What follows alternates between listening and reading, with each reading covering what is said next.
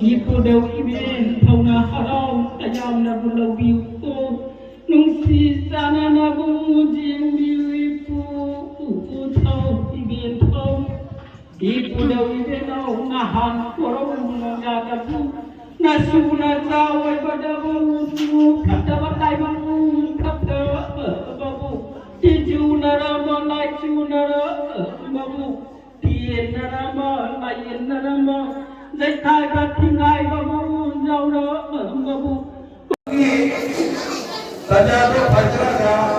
Ghiền Mì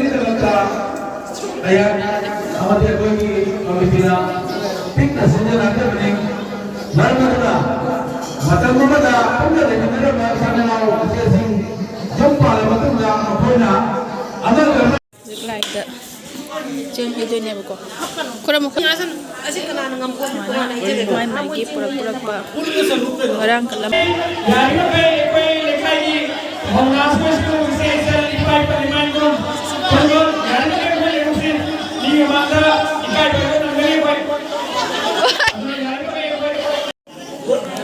Pasal mi saya tam nang kale buko ado.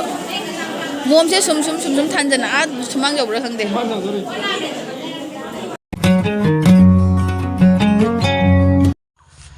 Ma'am, ngasi muk chat lagi ko akhoi lak chat longi do hujik se ai ga khoi ta dan ga han chat ani bu ko lai khram mo ra ni atu ko muk la ga han lai khram tho ri haidi mi tin ting da ko han khram tho ge horen mu ma'am bul am khram doi ni ko gari se ngai boi na isi ga sum ma pan thok le gari se tholak tre bu ko ai ga khoi ta dan chat toi ni atu ma'am tin ni se ada kai haiden no thu khong de lai se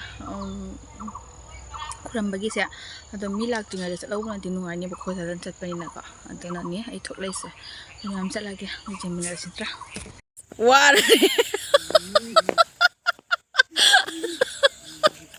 ayo aku dah, lai kurang betul, malah kurang betul, kurang nangge moi sasun malah.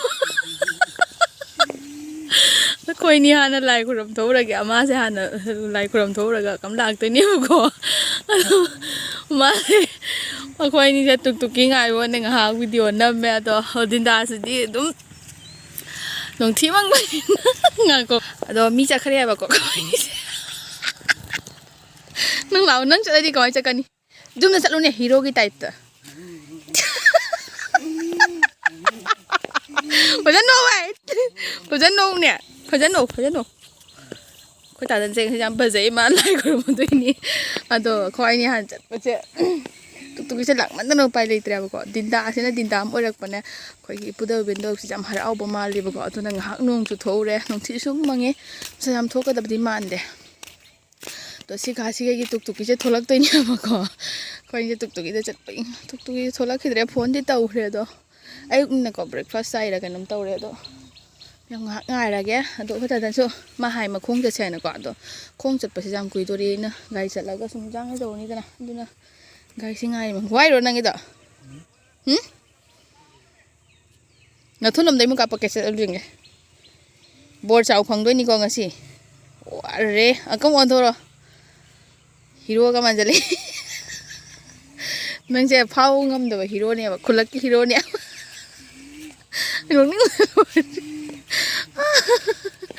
Ini foto shoot teman kita kan Endika kuta kira kira tahu enggak sih. Gari. Lai sing coba.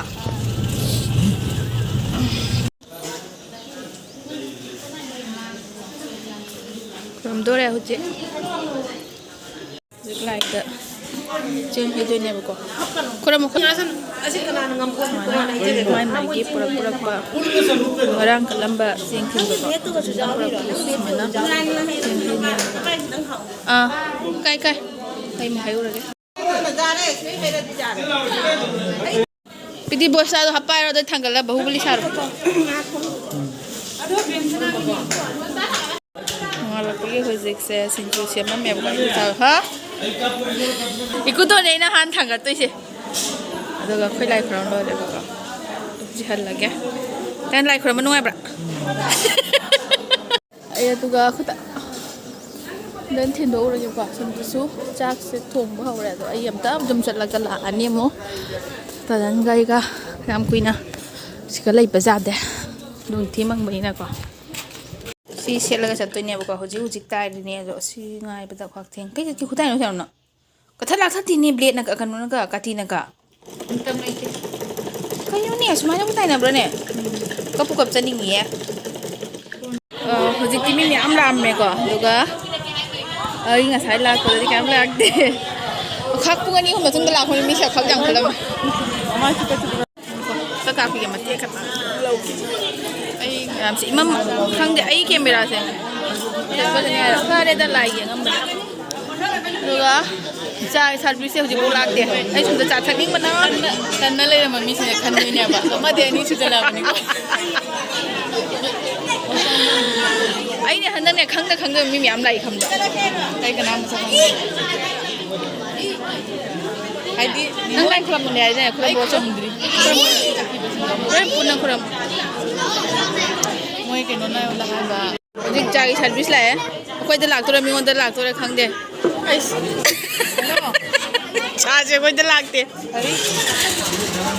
ꯆꯥꯁꯤꯟꯕ ꯃꯤꯁꯦ ꯑꯩꯉꯣꯟꯗ ꯁꯨꯡꯌꯧ ꯌꯧꯔꯛꯇꯦ ꯀꯩꯒꯤꯅꯣ ꯈꯪꯗꯦ ꯑꯩ ꯌꯥꯝ ꯋꯥ ꯉꯥꯏꯔꯤ ꯌꯥꯝ ꯀꯨꯏꯅ ꯊꯧꯔꯕ ꯃꯇꯨꯡꯗ ꯆꯥꯁꯦ ꯊꯛꯄ ꯐꯪꯗꯣꯏꯅꯦꯕꯀꯣ ꯑꯅꯤꯔꯛ ꯑꯍꯨꯝꯂꯛ ꯊꯧꯔꯕ ꯃꯇꯨꯡꯗ ꯐꯝ ꯄꯨꯕꯁꯦ ꯍꯩꯇꯦ ꯃꯥꯒꯤ ꯍꯟꯗꯛꯇ ꯅꯧꯅ ꯄꯨꯕꯗ ꯆꯉꯥꯡ ꯄꯤꯊꯛꯏꯅꯤ ꯌꯦꯡꯉꯨ ꯑꯩꯈꯣꯏ ꯃꯌꯥꯝ ꯑꯗꯨ ꯆꯥꯗꯦ ꯐꯝ ꯂꯧꯊꯣꯛꯄꯤꯌꯨ ꯐꯝ ꯄꯨꯕꯗ ꯃꯇꯤꯛ ꯆꯥꯗꯦ ꯅꯪ ꯐꯝ ꯂꯧꯊꯣꯛꯄꯤꯌꯨ ꯃꯌꯥꯝ ꯐꯥꯒꯤ ꯇꯧꯔꯤꯗ ꯑꯗꯣ ꯑꯁꯤ ꯆꯉꯥꯡꯁꯤꯅꯦꯅ ꯏꯁꯥꯗ ꯁꯣꯛꯇꯕꯅꯦꯕꯀꯣ ꯑꯗꯣ ꯆꯥꯁꯦ ꯊꯛꯑꯁꯦ ꯉꯥꯡꯒꯦ ꯍꯧꯖꯤꯛꯇꯤ ꯆꯉꯧꯗꯒꯤ ꯆꯉꯥꯡꯅ ꯈ꯭ꯋꯥꯏꯗꯒꯤ ꯐꯕ ꯍꯦꯜꯂꯕꯅꯦꯕꯀꯣ ꯏꯁꯥꯒꯤꯗꯃꯛꯇꯗꯤ ꯍꯧꯖꯤꯛ ꯃꯤꯁꯦ ꯇꯞ ꯇꯞꯅ ꯌꯥꯝꯈꯠꯂꯛꯑꯦꯕꯀꯣ ꯑꯗꯣ ꯃꯣꯝꯁꯦ ꯁꯨꯝ ꯊꯥꯟꯖꯟꯅ ꯁꯨꯃꯥꯡ ꯌꯧꯕ꯭ꯔꯥ ꯈꯪꯗꯦ ꯑꯩꯗꯤ ꯉꯁꯥꯏ ꯑꯌꯨꯛꯇ ꯈꯨꯔꯝꯃꯕꯅꯤꯅ ꯍꯣꯔꯦꯟ ꯄꯨꯟꯅ ꯈꯨꯔꯝꯕ ꯃꯇꯝꯗ ꯈꯨꯔꯝꯃꯅꯦꯕꯀꯣ ꯑꯗꯣ ꯍꯧꯖꯤꯛ ꯃꯌꯥꯝꯁꯦ ꯇꯞ ꯂꯥꯛꯑꯦ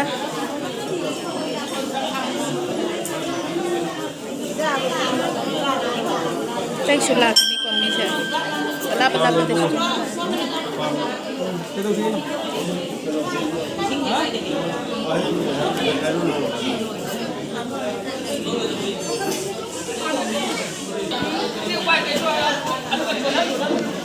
ꯆꯝꯆꯥ ꯖꯨꯝꯂꯥꯏ ꯈꯨꯔꯝ ꯂꯣꯏꯈ꯭ꯔꯕꯣ ꯖꯨꯝꯂꯥꯏ ꯈꯨꯔꯝ ꯂꯣꯏꯈ꯭ꯔꯕꯣ ꯖꯨꯝꯂꯥꯏ ꯈꯨꯔꯝ ꯂꯣꯏꯔꯕꯅꯤꯅ ꯍꯧꯖꯤꯛ ꯁꯤꯃꯨꯛ ꯈꯨꯔꯝꯃꯅꯦꯕꯀꯣ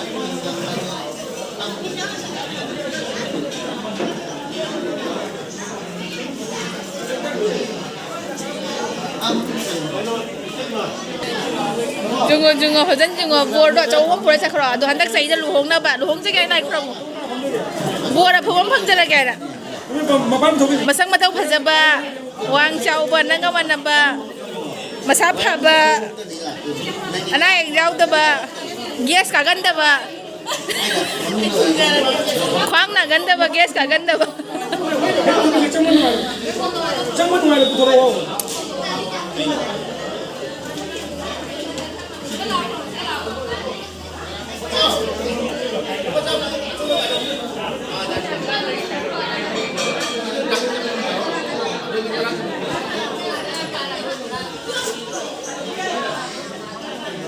ꯂꯩꯃꯥꯡꯁꯦ ꯈ꯭ꯋꯥꯛꯇꯤ ꯆꯥꯎꯔꯅꯤꯀꯣ ꯑꯗꯨꯝ ꯁꯥꯏꯠꯇꯅ ꯆꯥꯛ ꯊꯣꯡꯉꯦ ꯑꯗꯣ ꯍꯧꯖꯤꯛ ꯂꯥꯏꯁꯦ ꯈꯨꯔꯝꯕ ꯍꯧꯔꯅꯤ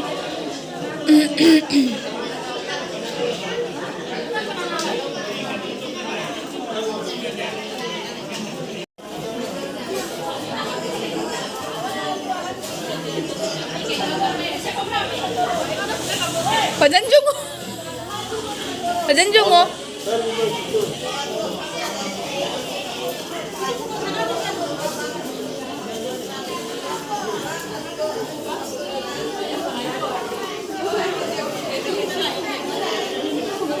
Ay, sige lay.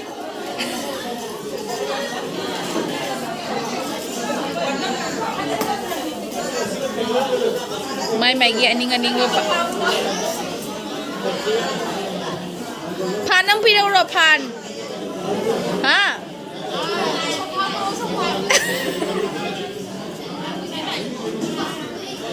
Tul macam pira ke dana.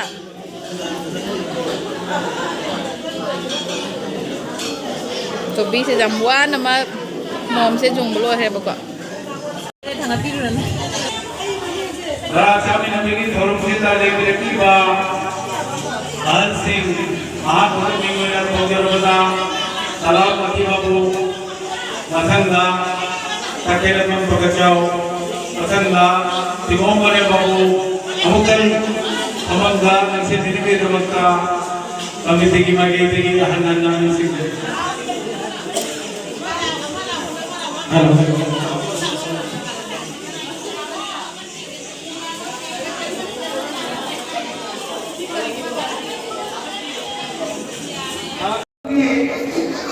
Raja Bajraga, Bagi Negeri Telangka, ayat amatir bagi pemimpin, pikir senjata ada bening, narmada, macam mana punya dengan negara sana mau kesing, jumpa macam mana punya, amal kerana, kata negara kerja yang dikoso, anjing itu macamnya, ekor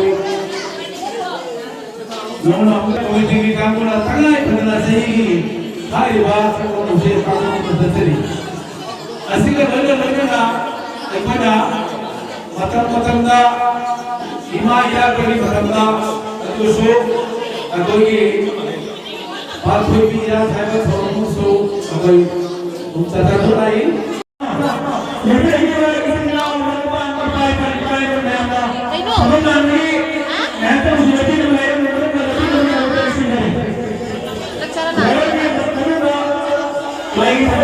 Wow, isa kayo no sir. Thamo. Ma khon jam mẹ mi sir. Mo sai ni u de bai wa ni.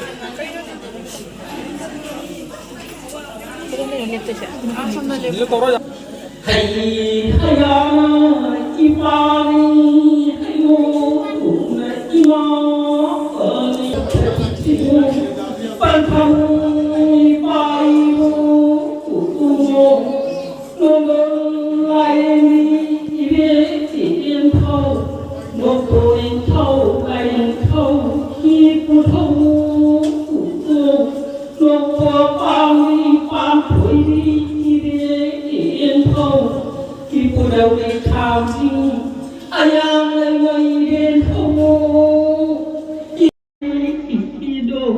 Ibu Dewi Ben Tauna Haram Ayam Nabu Labiu Nungsi Sana Nabu Jim Ibu Tau Iben Tau Ibu Dewi Ben Nahan Korong Nagabu Nasuna Zawai Badabu Kata Batai Babu Kata Babu Tiju Narama Laichu Narama Babu Tien Narama Layan Narama Dạy khai các thiên ai và mong nhau đó mà bu cùng sĩ cùng ôn cùng gia sĩ đã ghi là số là giáo phải mà bu tình cuộc sẽ là ghi ni thì xin ra đó ở kia đồ lại xin ra là ghi sao phải ra là ghi phải ra là ghi sao mà pangan besu happy lo ni lo sing mai la besu pina biru ipu thâu biển thâu Ibu Dewi benau kumsi kumon kumja sinagi nasuna zawai babu naibanai ngang pakdak na babu imu pame na babu jahan bilaganu sipun mapan wasupun pilihamu asal pun mapan wasupun ambi iyo ayungan nabu kota bilamu nominang nabu ibu dhong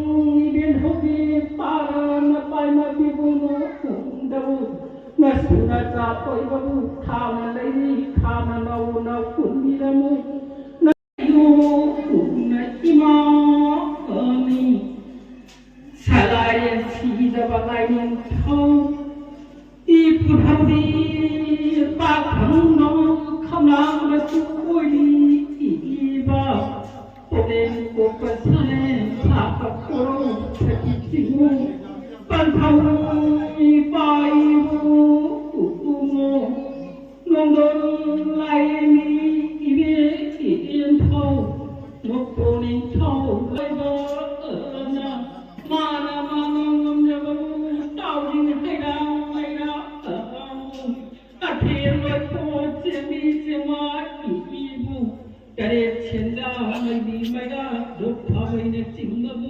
Hãy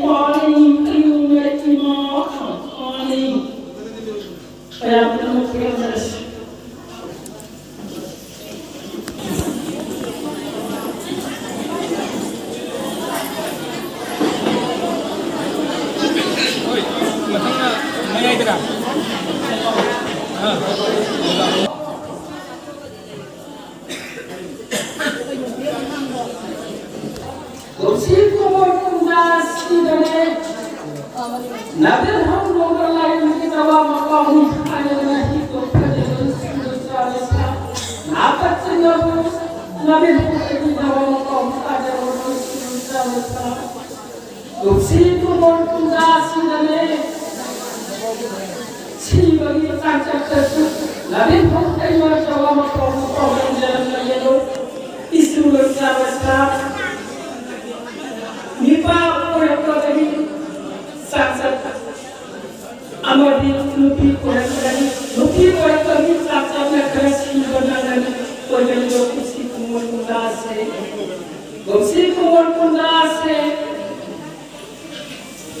mana imaku jual akan dokternya hadir untuk bicara semasa kursi kumur kundase isi jauh akan mudilasi adu maya itama berarti orang sokari bersuara sarasa kursi kumur kundase solo kelantauda ina ingat siru hari itu gari macam amaga acau amaga kerja hari itu bersuara sarasa kursi kumur kundase lebar kupak anam nama kolektif imo kolektif di hasil di panjang hingga karatu lagi berada di kursi bersama. Nomor lain di Nabi Muhammad punya kitab bersama orang Indonesia imo kolektif ini hanya cari sampai berkaratan tidak menjadi udah posisi berjarak udah Nabi Muhammad kandungan kursi bersama. Isu bersama kursi kumur kundase magi karai kundane maju ampuna bapian amaga wapana kana amaga magi mera amaga katotso simu pata kayana iju ngare ihe lai ngare ihe isu bersama. Isu bersama kabe Jamis sangat yang baru itu sangat dipahala yasin lagi susah.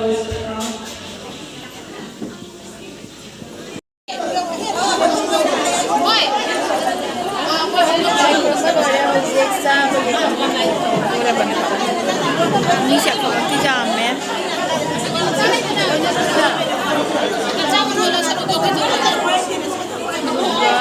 Kayak suka itu dia pokok.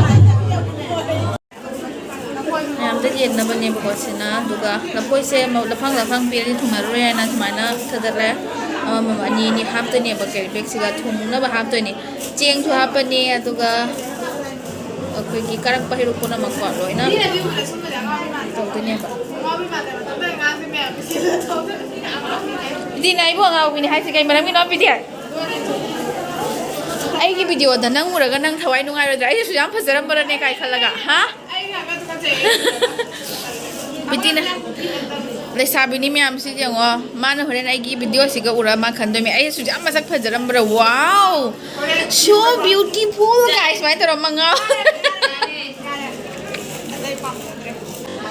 Hui, na una dah bagaimana bani berkuasa?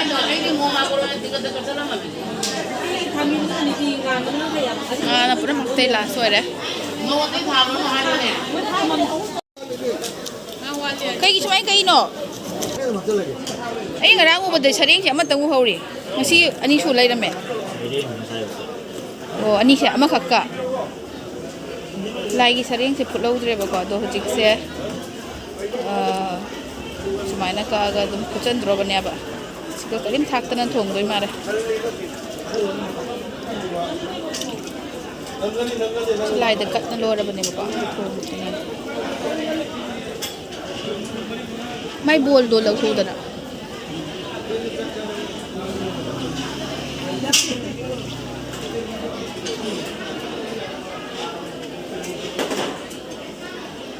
Loi đấy, sering campur loi đấy. Ujung put ka tatangay re. Tado na siga semi sina mirga. Sina ka may litha hori no. Sareng nga mirga ka pun litha hori no. Oh. Sina ngawbay ni ba.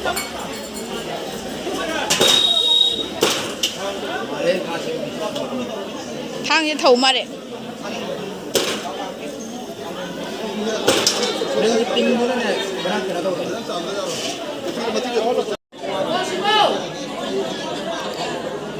Sige lai sa klon to bagi ko phi hong se sige mamo siga khoi ga nan ne ko ini se mamo se lai se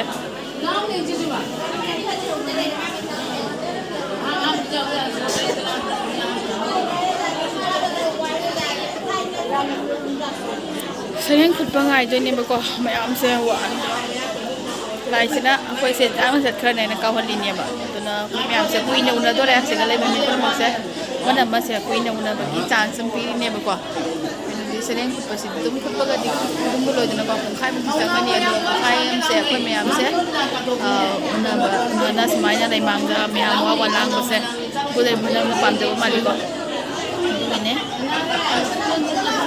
Rupte sim di phagya siai charani doi gini oi ai gi hairuk lawre tu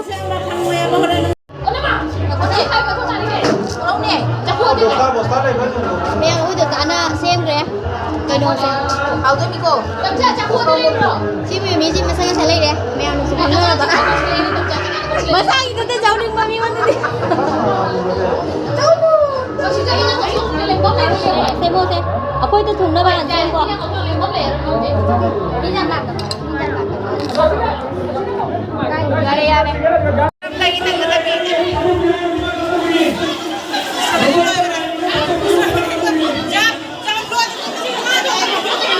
Jangan pindah bahan lah sabi pa. Tahu tu nak?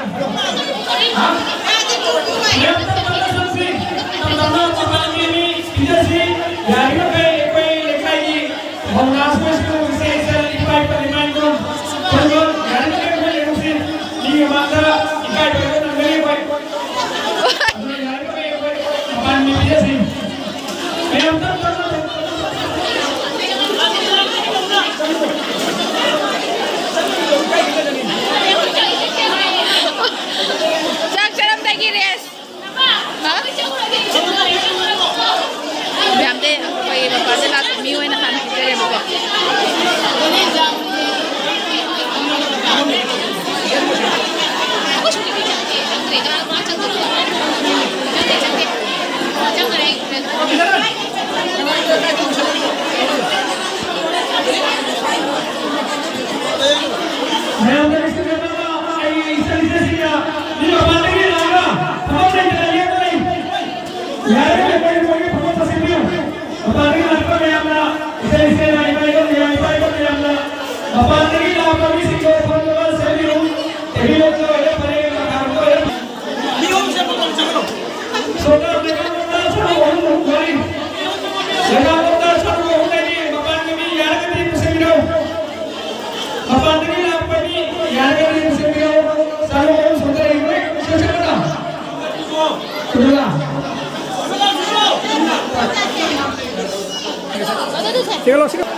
Lalu kamu mau nabi.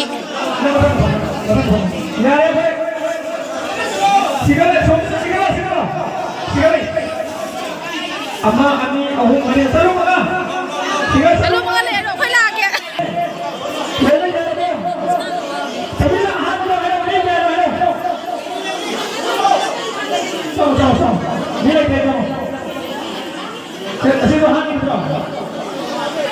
Somsa itu na kon pagam budi tiap ada pandai lah komisi do pemare ko ai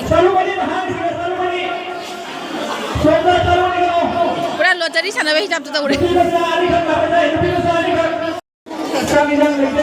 nah ini kau san bagi deh kan dia kau ise jam kerja jana kau pam selalu se buat pagi juga boleh deh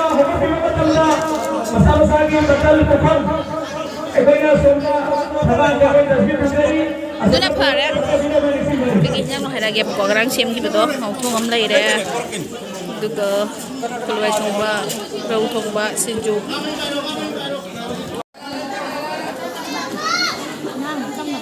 ꯑꯉꯥꯡ ꯌꯥꯝ ꯀꯞꯄꯦ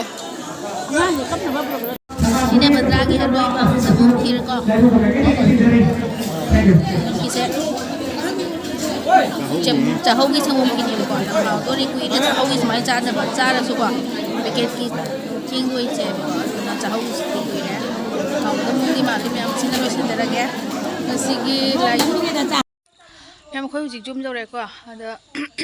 Aise Bebau jarok travel koi han bagi chak se cha thoga la e bako maram de damata chana khoi gi sagai gi khoi anak pakambo sing cha nu hai bane bako tu mayam te tum phamna gi na si chalu ani lei bitagi ai ga inang tim go changa ga tum cha re e bako damata cha re suna su kusan bai ga da tu cha bo loi ba sum la e ai gi kolam la e bako hojik amoก็ละลาจะจับปะจ้าเลยปะก็ไอ้เสียไอ้กิเจมาละเองให้เลยปะดูโลกก็ไอ้เสียปรับละปะเนี่ยปะจากกระทุกแล้วก็มาทั้งกี่ชักจ้าปะปะดีไอ้ยารกเตะไอ้ดียารกเตะดุมจ้าเลยละเอ๊ะแม่ยามดุมเลยนะเขาดีขนาดดีดุมเสร็จนะเลยก็สิ่งนี้แม่ยามงสีเสียดูนะngasi lai salon se chalu re jam sunu ngare isona su chanbi re hana thado re haga ta doi di agi phone num su lak salap ni na ai che do hojik lo ba sala ge ba ko lala da no nong thi su jam mang salai tang si ga gi blog loi sala ge to ka mathang gi blog ta mu thang re se me bye